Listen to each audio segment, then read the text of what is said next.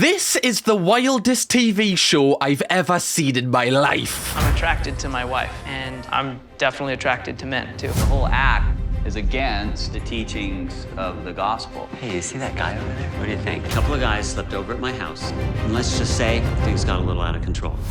I don't know how to tell you this. Hello, you gorgeous donuts. Today we're going to be breaking down a one-off special TV show that TLC conducted named My Husband Is Not Gay. Already you can tell from the title this one's going to be a wild one. This show follows 4 Mormon men who are having overwhelming thoughts about sleeping with other men. However, they have decided to be in heterosexual marriages with another woman and have children so that they're accepted into the Mormon church. For people that don't know, Mormons are a branch of Christianity that take their beliefs very seriously, and their thoughts around homosexuality aren't that great. They say that the attraction itself is not a sin, but acting on it is. So basically, it's all a sin, right? That's just like a wordy way of saying, we don't really care as long as you don't actually do it, okay? So basically, these men aren't allowed to be who they truly want to be, otherwise they'll be exiled from their community. In this video, we're going to break down their entire journey on this documentary, how the men try and overcome their feelings in really weird ways, how the wives feel about it all and how they cope with their husbands' wants and needs, the church's reaction to all of this, the wild things that the men do when they're left alone and their wives aren't watching, and how towards the end of this episode they set their single friend up on a date who is also experiencing the same thoughts as them. They set him up on a blind date with a woman, and we see how that all unfolds because it is mental. So let's just get into this because this is going to be the wildest one we've ever done. So straight away, this show kicks off with a disclaimer stating, "This program solely represents the views of the individuals featured." This just tells me that TLC is wiping their hands with whatever you're going to watch right now. They're basically saying, look, we don't agree with them,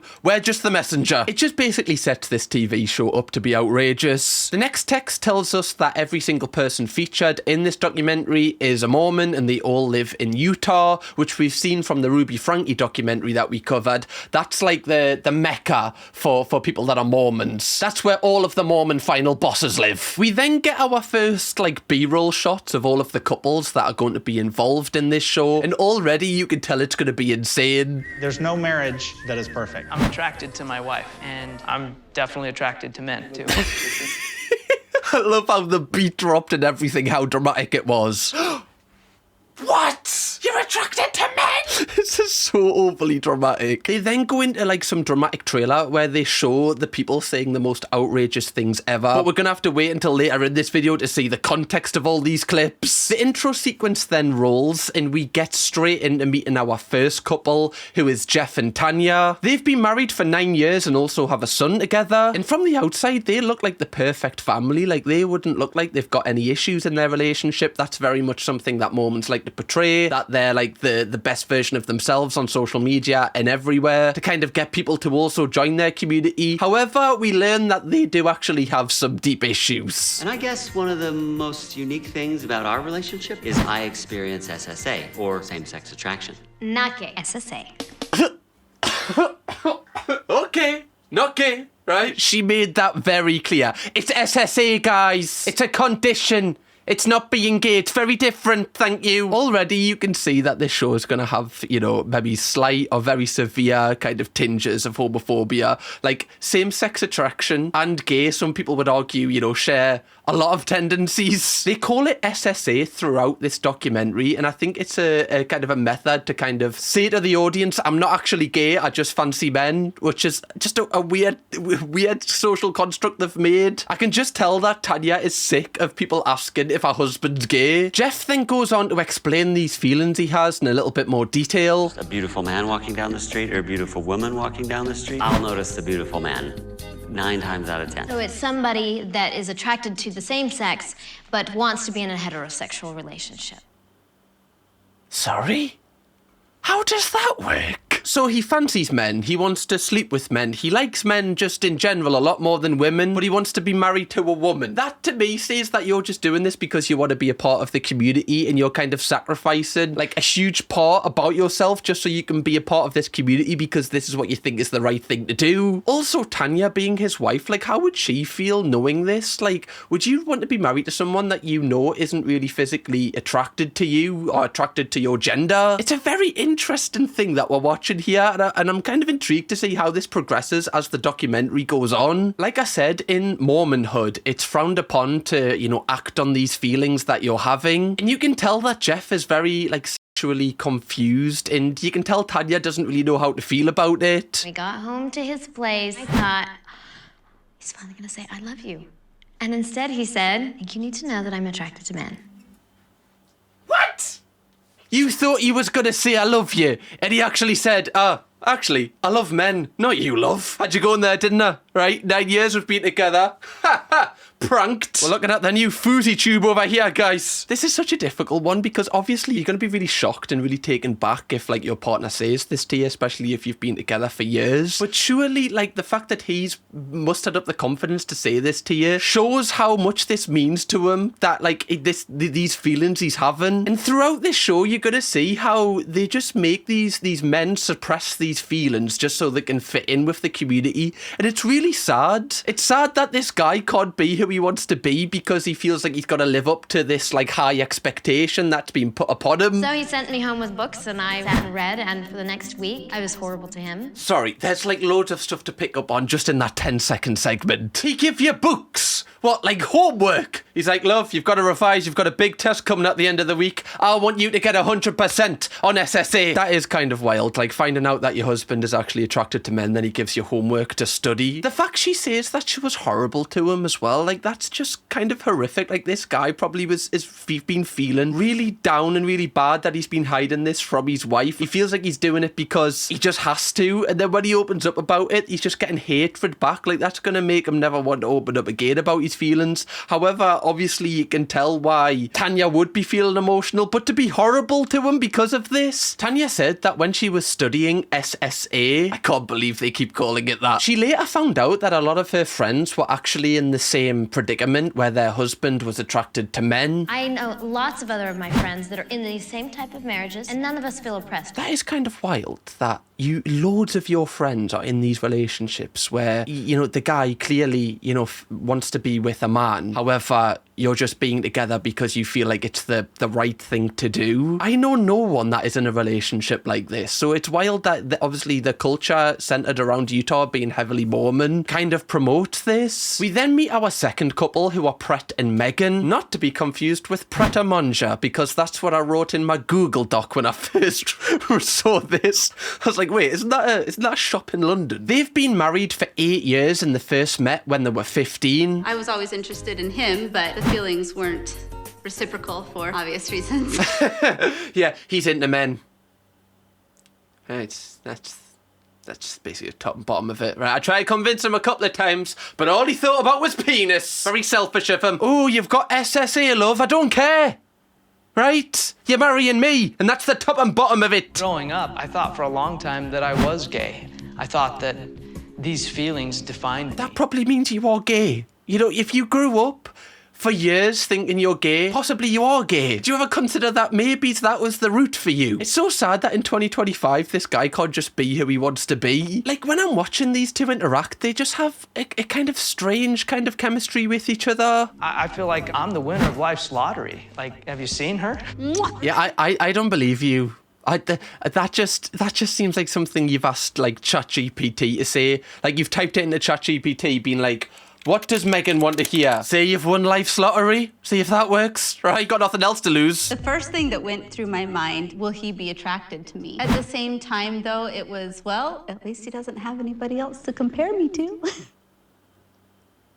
What? So you took him confessing that he's into men as well. At least he doesn't want any other girls. I call that a win in my book. Thank you very much, Mormon Hood. Any thought about the him liking men part and about like him just being happy? Any thought about that bit? Megan then goes on to say there's been loads of times in their marriage where the attraction hasn't been really there from Prett's side. Like Megan's felt like he doesn't fancy her, which he has admitted that he kind of doesn't. She also talks about how they're going to tell her daughter one day that her father has these feelings. We then get introduced to our third couple, who is Curtis and Tara, and they've been married for 20 years. And they're going through, again, the exact same thing. How have they found this many couples that are going through this? This is wild. Tara tells us the exact moment that Curtis told her that he was gay. Oh, has SSA, sorry. We've been married for 20 years, and about 4 years ago, Curtis came to me one morning and told me that he had same-sex attraction. Wow. After 16 years, so this guy's been hiding these feelings for that long. That is mental. 16 years! It had been building to that point, and got up one morning and I knew it was time.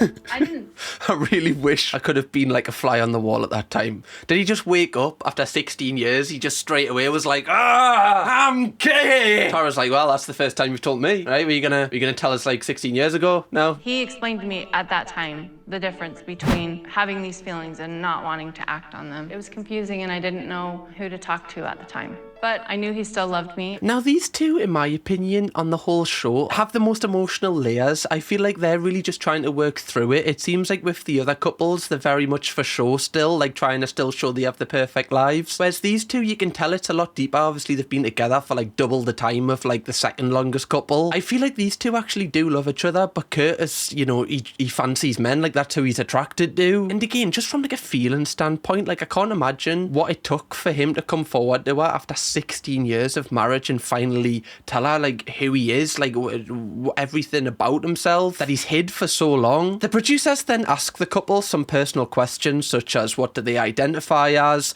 Are they bisexual because they're married to a woman but also are attracted to men? And Curtis's answer is definitely interesting. If you look at most of the studies that have been done about sexuality, they'll show you that sexuality is fluid, it changes. But ultimately, when it comes to our faith and our belief, what matters is how we act. Now that's, like, the first part of that, I kind of, you know, you can agree with it to an extent. A lot of people don't like to put a label on, like, what they are and what their feelings are, and that's totally fine. Like, if it makes you happy, go for it. It doesn't matter what anyone else thinks, right?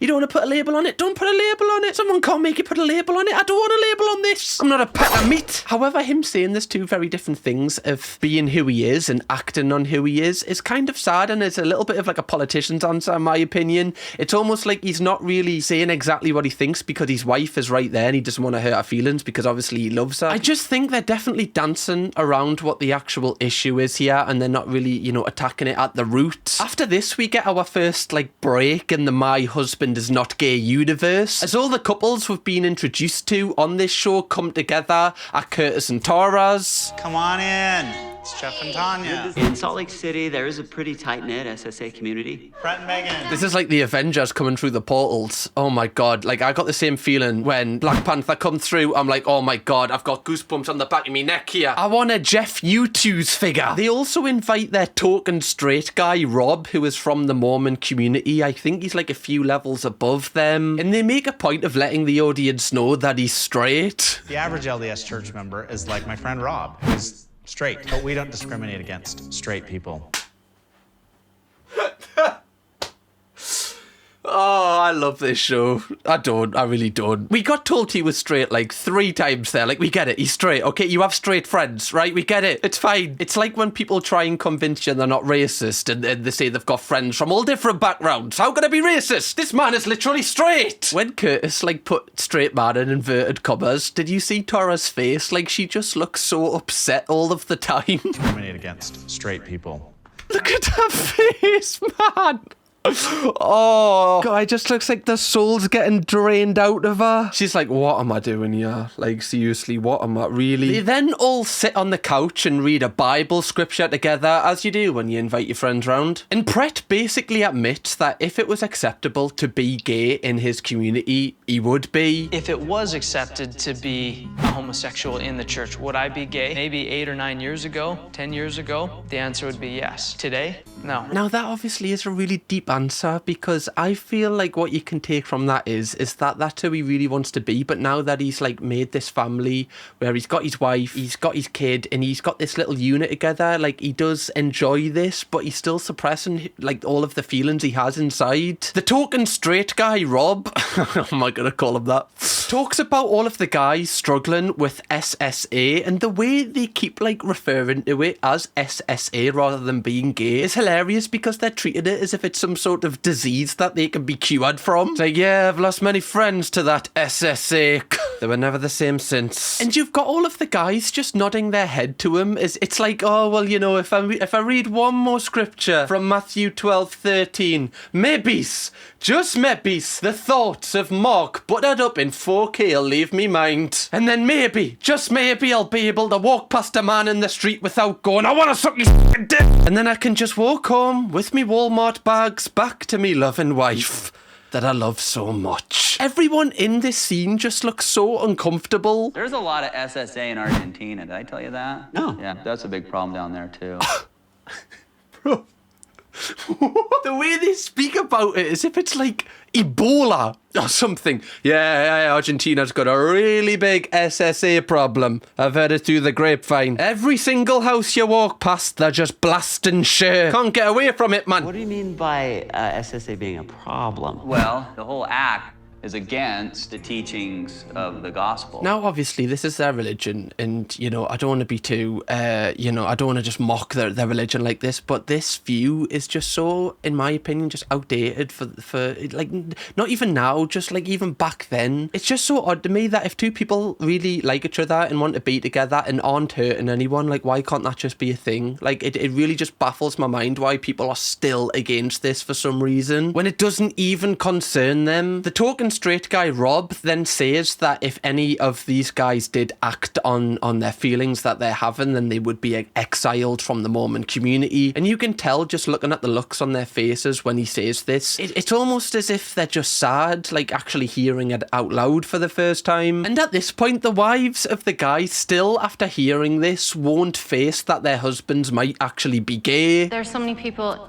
in our church that don't know the difference between having a gay lifestyle and having the same-sex attraction. What does that mean? What, as if gay is just a lifestyle? As if it's like a little handbag you just wear, I'm gonna be gay today, actually. Right, I'm just feeling it. What? They're just dancing around what they're actually meaning here. It's just very like subtle hints of like homophobia that they're not actually saying what they want to say. They're just trying to infer it, and so you have to read between the lines. It's because they still want to appear to be nice people. Brett keeps saying to the camera that it's fine that he can't act on these feelings that he has every day. And again, I feel bad for him, because the more I see of Brett, the more you can just tell that this guy is just not being the person that, you know, he was born to be. You can just tell that his feelings have been suppressed for years because of the community that he's grown up in, where it's not allowed. Whenever he's had one of these thoughts, he's always just got to combat it and just put it at the back of his mind rather than just facing it for what it is. His wife Megan keeps subtly saying that it's Brett's choice to be with her, and you can just tell on his face that he isn't happy. On top of this, it must be difficult for these men, especially Brett, because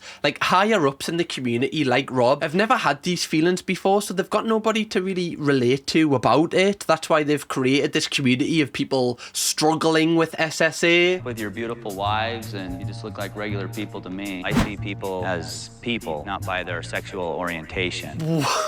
You've literally just said, well, you look like regular people to me. Like, what is it, if he was gay, does that not make him a regular person? And then you've literally just said, well, I actually don't see people by their sexual orientation at all. You just contradicted yourself in that same sentence, in my opinion. Now, this is kind of the first act of the documentary, and if you think this is bad, just wait until you see what's coming later on, because it ramps up so much more. All of the husbands then go on a day out together to play basketball, and Jeff is dressed like he's part of like a gang. We're gonna bring my friend Tom. You ladies ready to play? Sir, what is that outfit? Mate, like what? It seems like he's trying to overprove something here. Why is that man wearing a do-rag? For what reason? This is wild. From the clothes that we've seen this man wear, this just doesn't look like this is actually a part of his wardrobe. It seems like he's trying to prove something, like, to everyone else. We also get introduced to a new character in this documentary called Tom, who is the only single friend in the group. We're unsure of his feelings and who he's attracted to to at this point, but you're going to see later on in this documentary, this guy definitely goes on the wildest journey out of all of them. Jeff says that the reason that he's playing basketball isn't to appear more manly, it's for a different reason. I don't think I'm playing basketball to make me more manly. I'm playing basketball to feel connected to a part of masculinity I felt excluded or rejected by. Now, I can understand that. Like, if this guy wasn't really a sporty guy at school, he might have been the person that was picked last and always felt like he didn't enjoy sport because of that, so I can understand why he's now trying to get into it, like, later in manlyhood. But I definitely do think he is, like, overperforming here to try and prove that he actually...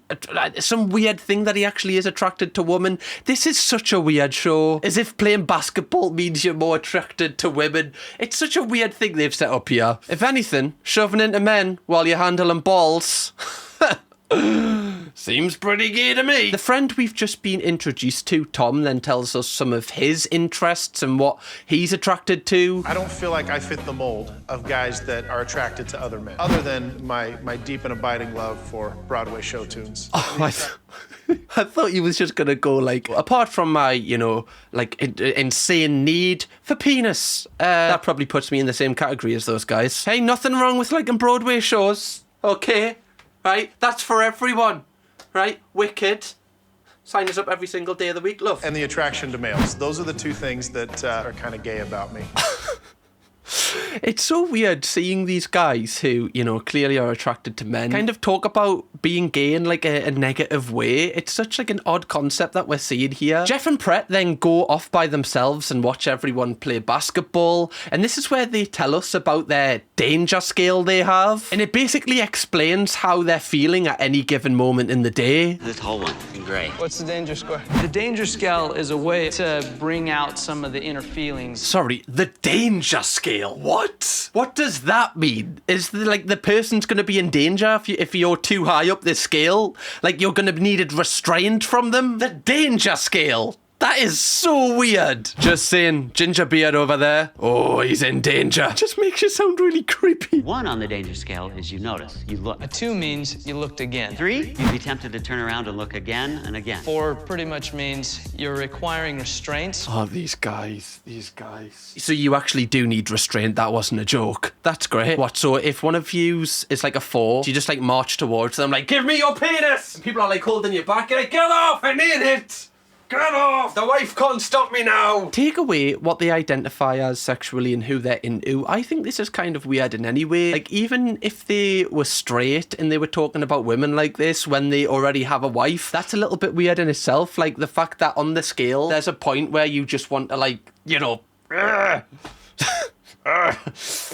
It's a little bit weird to talk about people outside of your relationship like this when you're in a relationship, in my opinion. No, never mind what sexuality you are. Like, if I heard that Chloe was talking about a guy that she fancied loads in like a nightclub and she was like, oh my God, I need someone to restrain us here, that would make us feel really sad inside. Like, if especially if it was documented on TV, I'd just feel embarrassed a little bit. All of the wives then turn up to the basketball game and they basically like kind of crash it in a way, and they tell the camera that it's just like a normal thing that they like to do, like they're just playing it off as if it's pretty cool, they're just coming to see them. Sometimes when our husbands are at the park playing basketball, we like to wander by and check them out along with any other eye candy that may be on the court. I think they're definitely a little bit insecure. They're like, you know what, we might as well just go check on them. What's the worst that could happen? Should we just go check? And then we know. As long as we know, then my minds are at ease, okay? I'm not away with the fairies anymore. Just put my mind at ease. To be fair, they do have a valid reason after hearing how the guys speak about other guys and how they want to basically shag them. They then all walk off in their couples, and it's pretty sad because Tom is just by himself. Tom then tells us that he's 34 and he's never kissed a girl or never kissed a guy before. And the group are trying to set him up with various women to get him in a relationship too. Just quickly, guys, I want to stop this video to say we are on the hunt for 1 million subscribers. We've smashed 500,000 donuts on this channel. So if you want to be a part of the Before 1 Million Subscribers Club on this channel and become one of the donuts, press subscribe now. Check if you're subscribed, because I know a lot of people haven't checked and they're not subscribed. Do it! Go on! You're sure you want us to set you up with a woman? Well, I'm interested in men, I'm just not interested in men. Do you see what I'm saying? No, actually, I don't. Can you say that one once more? Say it once more. I'm interested in men, I'm just not interested in men. Do you see what I'm saying? No, still, if anything, I'm more confused on the second time. So you're interested in men, but you're not interested in men. What is this? Like, am I trying to, like, crack the Da Vinci Code here. What I can basically read from this is he wants to be with a man, but he doesn't want everything that comes with being with a man from his community. If he literally wasn't a part of the Mormon community, this man would be with a man right now. And also, is it not a little bit cruel to the woman that they're potentially going to set Tom up with? And like, she's not going to know this, and like, Tom going into this relationship knows that he's not attracted to women, so you're kind of just using this woman so that you can be accepted into the community. This is very dark. But again, I don't want to like throw terms around like that, because I don't have the best perspective on this, because I am not a willy enjoyer. Okay, I enjoy my own, but not... I enjoy my own. That's the worst one. Yeah, I'll see you later, guys. It's like you want to be gay. Everything you want in your life, it falls under the category of being gay. That's who you are as a person, but you don't want to be labelled as gay, and you don't want everyone to know you're gay. There's just so many layers to this. Also, one thing I need to comment on is the way that Brett is standing. It's almost like someone's told him to stand as manly as he can, and then he stood like this. That's so... Just like, yeah, just like this. Well, this do? Just make us look hard? Yeah, right, man. It's what a man is. Right, a very straight man, in fact. Very straight. Super straight, you could say. The Avengers try to recruit us. I palmed them off. I'm fighting too many inner demons, I'm afraid. The wives then all go on a hike together away from their husbands, and Tanya invites two of her friends. One of them knows about all of the husbands struggling with SSA. I keep having to put that in quotes because it's just mental they say that. And one of her friends doesn't, and it kind of teases that she's going to find out about this on the hike and confront them all about it, so stay tuned for that. When you're married to an SSA guy, he tends to be your girlfriend and your husband. You isolate yourselves from your real girlfriends. What does that mean? He tends to be your girlfriend and your boyfriend. Because you're married to a gay man, love. Okay?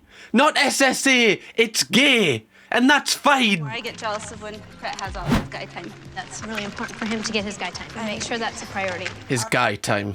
Yeah. His guy. What's he doing in guy time, love? Right, that's what you've got to ask yourself. He always needs this guy time, more than he spends time with you. There's just so many signs, and I imagine it's a lot harder when you're in it. Like, it's easy for us not emotionally involved to, like, just kind of clown on these people. But when you're in the relationship, it's much tougher. As we all know, you can give other people relationship advice, but when it's your own, you can't take that same advice. But we do get a little bit more insight into what guy time entails. Because we're Mormon, our guys don't go to the bars and drink. They do it by going to the gym. They'll hang out and watch movies. It's so healing for them to have these good non-sexual relationships with guys. Again, this is sad because, you know, what she's trying to justify this, like, it's very important for them to have this time, and, you know, obviously it is. But when they're doing these non-sexual activities, such as playing basketball, they're constantly so, like, hypersexual and thinking of everybody in that sort of way, like we've seen previously in this documentary. So although the wives think that their husbands aren't in that kind of mental space, that's all they're thinking about, because they're constantly suppressed in their own lives. And I'm not blaming the wives for this at all. Like, I don't want this to come across that way. It's both of their choices to be in this relationship. All of the wives then tell the one friend that doesn't know what SSA is, and they basically tell them how it affects their lives. SSA, we're so different in so many ways. What is SSA? So our husbands are actually attracted to men? Yeah, that sounds challenging. So that just caught us off guard. Oh, right. Well, that is challenging. You're right there. I thought this hike was a challenge. Nothing what you're doing on a daily basis, is it, love? Also, in this documentary, it never really says that the guys fancy both men and women. It only says men, so we're not even sure if, like, all of these men actually like women at all. And after they talk about this, the entire trip just, like, takes a shift towards awkwardness. When I heard about SSA, I was taken aback. Really, a lot of questions just flooded my mind. So are they gay or not? She did not like that. Did you see her face? She was like, what'd you say? Go on, say that word once more time. Go on, I dare you, love. I get a little defensive when somebody calls my husband gay. Not that I think there's anything wrong with that, but I don't feel like my husband identifies with it, and I don't identify my husband as being gay either. But if you weren't insecure about your husband being gay, then that wouldn't be an issue. Like, you know, if me and Chloe are out and someone calls me gay, like, you know, we're not going to take offence to it, even if I was gay, but obviously I wouldn't be with Chloe if I was gay. Because you know that you don't identify as it, so like it's just a nothing comment. Like this is, the fact you're getting annoyed at it, this is definitely a deep-rooted issue for both of you that you're not addressing head on. Is a lifestyle choice, and same-sex attraction is just a part of them. And they keep referring to it as a lifestyle choice, as if like being gay is a choice. Because if being gay was a choice, do you really think that these guys would choose to like men when they're in a marriage? This is not a choice. They can't choose this. This is just who they are. My mind instantly goes to like when Logan Paul didn't he do a video where he went gay for a month? That's what I'm instantly getting the vibes off from listening to this conversation. Throughout this conversation, just Tanya's face is so telling. She looks like she wants to body slam her friend. It was a thing that he wasn't ever going to tell anyone. He wanted to go to his grave with it, but it just got so out of control that he couldn't hide it from me anymore. That is one of the saddest and deepest sentences I've ever heard on a TV show. He was going to take it to the grave with him, but he just couldn't, like it was just taking over his life. So basically this guy has suppressed himself so much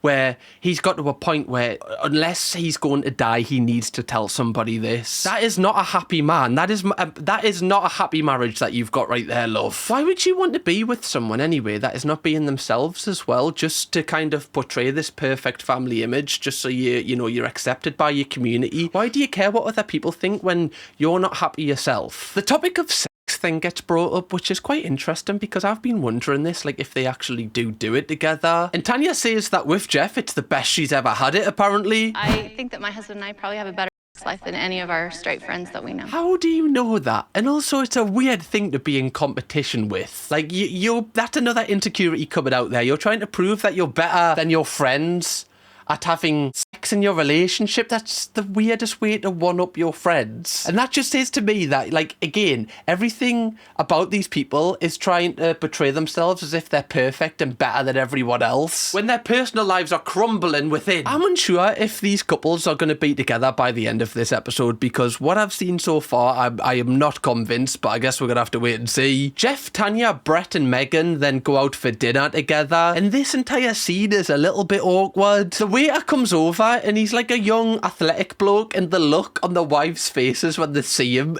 is honestly so funny. Niçoise? Niçoise. Of course. Hello. Their faces literally said this. Shit! They're like, why is he so muscly and fit, and why is he wearing a V-neck t-shirt? Oh, curse you, Wendy's! Now, if you didn't already think there was cracks in these relationships at this point, this dinner kind of emphasises those cracks even further. Did you guys notice anything? He's a very good-looking guy. And this is just one more way we try to be open. Look at that face, man. Come on. You're not hiding anything from us. She literally looks so sad that when you're speaking right now, Jeff. I realized how much it was frustrating to me when I would see him looking at a guy but trying to do it in a sneaky way. Finally, I just had to say, just do it. Just suck his cock. Just do it. Do it. If this is what you want. Again, I'm repeating the same point, but in my opinion, it's just weird no matter what the sexuality is here. Like, imagine you're out with, let's say you're a girl, you're out with your boyfriend, and your boyfriend keeps looking over at a girl, and you're like, oh, well, just go on, just have a proper look if you want to. It's just, like, even the fact he wants to look, like, does that not say that his eyes are kind of swaying anyway in the relationship? The men constantly, like, reaffirm to us that they've made their choice, they want to be with their wives, but all of their actions just speak so different to that choice. Jeff then kind of exposes the danger chart that both him and Brett have to their wives for the first time. Oh, not everybody's dangerous. What do you mean by dangerous, though? I was drugged and forgot I was married to you, and I was in a back alley, and, well, in some dark corner with romantic music. Would anything happen? That's the danger scale. What? What kind of a scenario's that? Yeah, you know, if I was roofied, if someone spiked my drink and then there was romance music on, would I be accustomed to shagging that man? Well, if it's a 4, I can't say no, can I? Very, very weird man, Jeff is. And the longer he goes on explaining this danger chart to his wife, the more I'm convinced that he's not even attracted to her at all. So who would be a 4 on your danger scale? You, naturally. Never heard you talk about a woman on the danger scale. Not a lot of women are dangerous to me, but there are some. That's not the flex you think it is, sir. And why are you happy about that? She's buzzing. She's like, oh, your husband wants to shag other ladies, does he? Get in.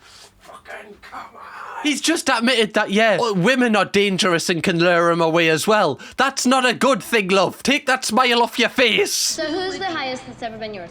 3.95. He was at the gym. I still remember he was weighing himself. He looked like Superman. In Which you love gym Superman. clothes. It's true.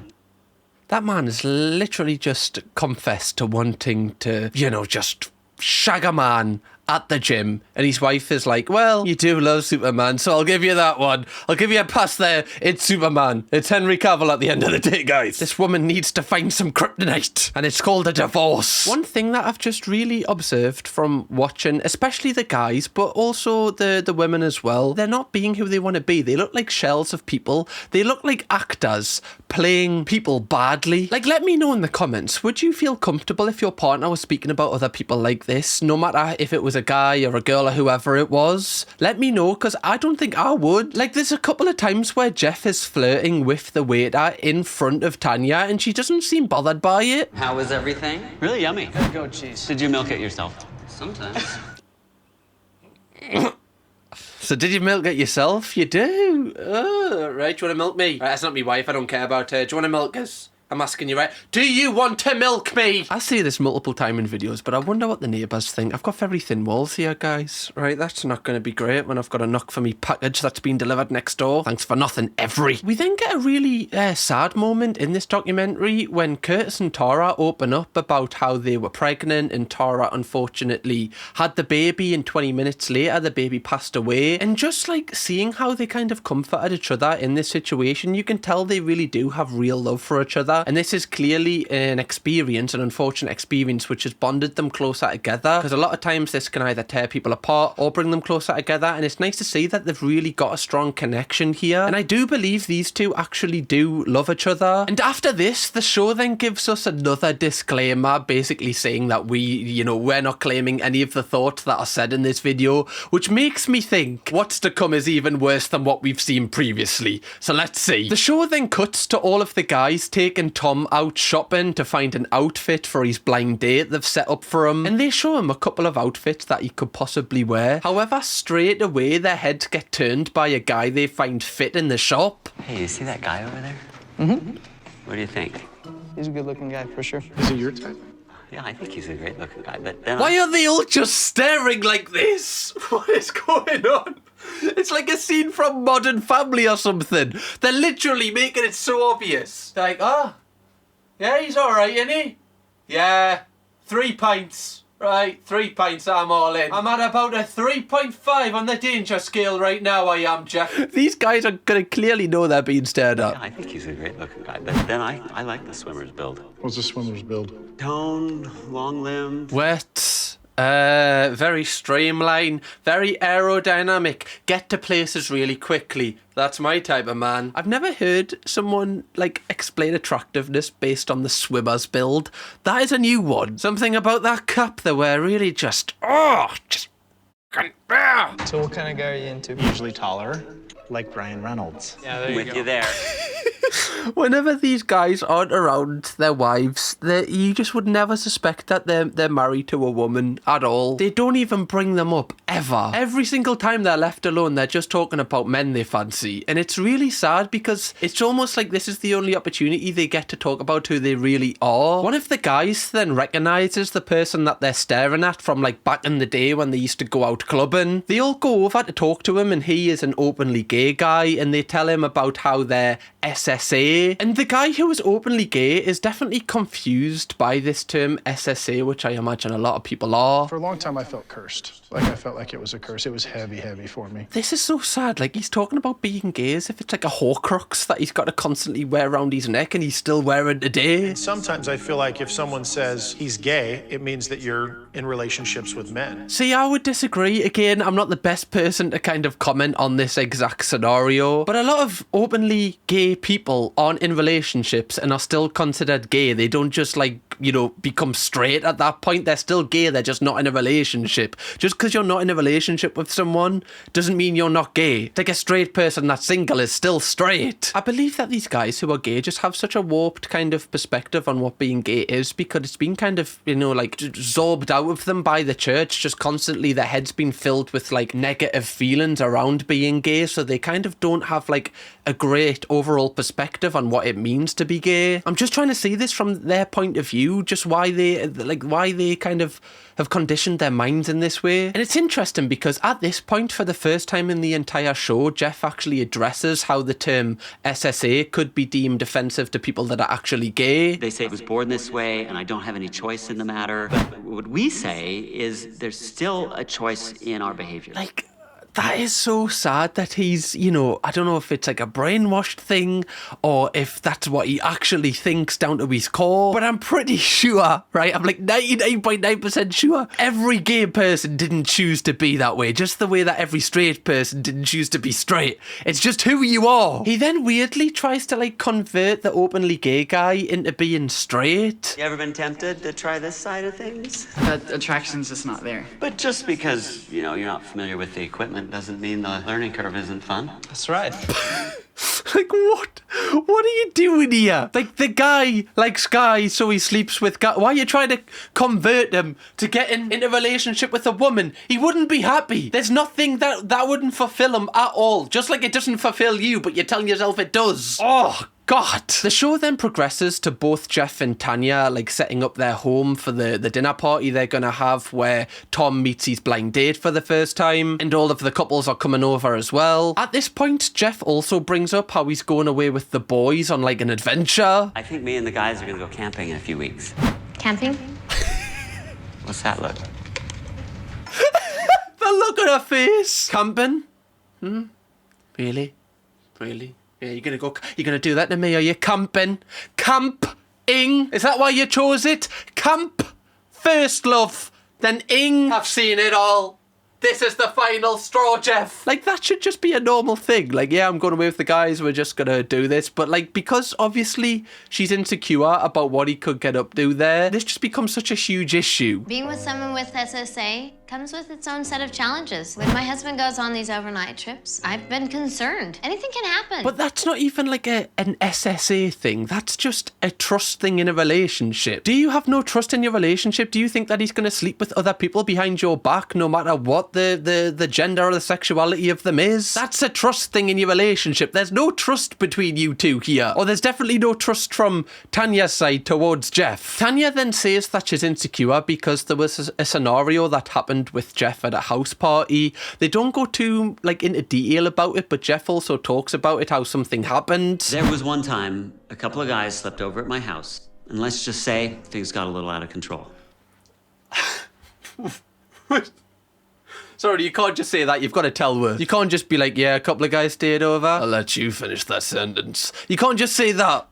That's not fair. All of the couples then arrive to the dinner party, including Tom, ready for his blind date. It's made aware to us that the couples haven't told the blind date about like what Tom experiences with his SSA feelings. And again, I feel like this is harsh to the person that is the blind date, because they're coming into kind of something that they might not feel comfortable with. Like, I feel like it needs to be made clear to them before they turn up that this is a thing. In any other scenario, I wouldn't say that, but because they're basically getting with a woman just to appear straight when they're not attracted to them at all, that's where I feel like the woman is kind of just being used a little bit here. However, if Tom is actually attracted to women, then obviously it's down to him when he wants to tell her. The blind date then walks in. She is called Emily, and again, I feel so sorry for her because they've lied to her why the cameras are there. They've told her that they just want to document the lives of Mormons. They haven't told her what the real show is. So automatically they're just, again, it's like, I feel so sorry for this woman walking into here. These are for you. They're so beautiful. They're flowers. They are flowers. Thank you. I love them. I'm just nervous with them here when I'm on a kind of a blind setup situation. I hate this. Like, even I would hate this, like, if I was dating someone. Like, imagine you're at a friend's house and the only single people are you and this person, and, like, the reason you two are here is to date each other with everyone else there. I'd rather just be alone. Like, it's so hard to get to know someone or, like, you know, flirt with someone when everyone's just staring at you hoping something happens. This is the worst scenario to try and date someone. I I feel like by the end of this episode, this is just going to fall flat on its face. Emily then asks the group how they all know each other, and they all kind of just laugh like amongst themselves. And Tom is panicking in case the truth comes out this early. How do you say we all know each other through our mutual admiration of men without really saying that? This is so cruel. We all know each other because every single person on this table, love, fancies men. Not a single person on this table fancies a woman. That's how we all know each other. Did you grow up with dogs? Kind of, yeah. A wiener dog?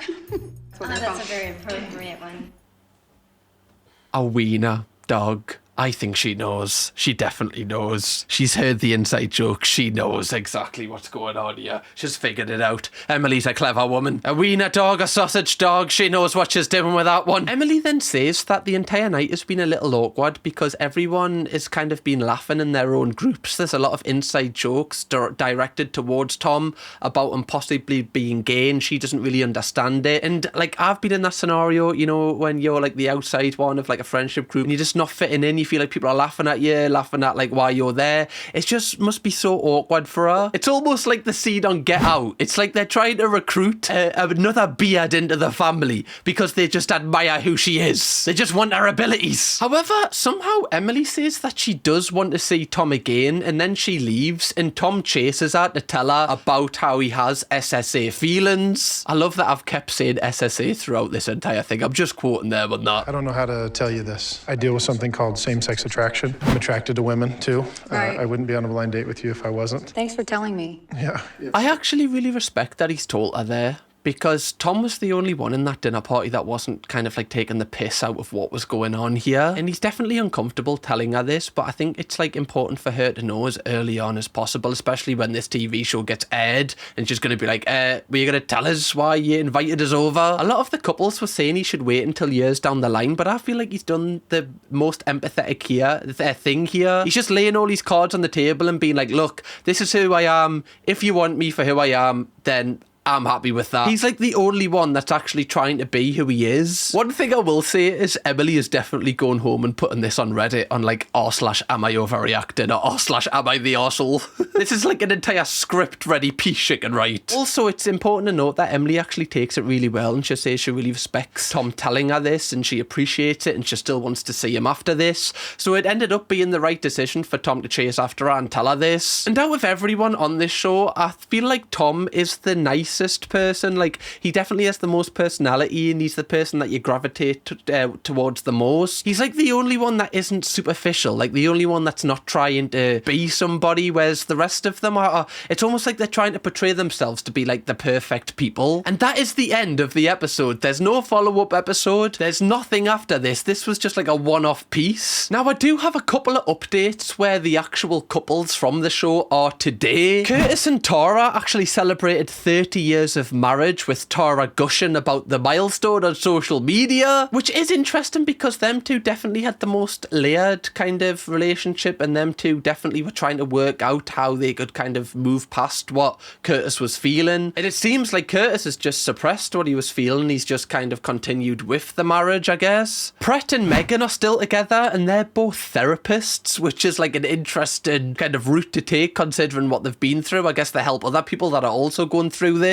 Jeff, who was kind of the main character in this one-off special, he is now raised through the ranks of being a Mormon. He's now on the board of directors of one of the churches, and he also deals specifically with men in the Mormon church who also have an attraction to men. I don't want to say that it's sad that these couples are still together, but it is a little bit upsetting that these men still are still hiding like a huge part of who they are just so they can be accepted by their community. And it's still mad that people like this have to hide who they are just to impress people they probably don't even like. And I know I'm not like the best person to like take advice from, but if you feel a certain way and you want to like be who you want to be, just be who you want to be. It doesn't matter what anyone else thinks. What matters is how happy you are, because guess what? The person that you're with until the end of your life is yourself. So if you're not making yourself happy, what is the point? I just don't think this show gives off that much of a positive message. Like, it basically says like, don't be who you want to be if you're not going to be accepted by your community. It's just such a weird vibe this show give off, and you can tell why they didn't do any follow-up episodes and they just did this as a one-off with loads of disclaimers.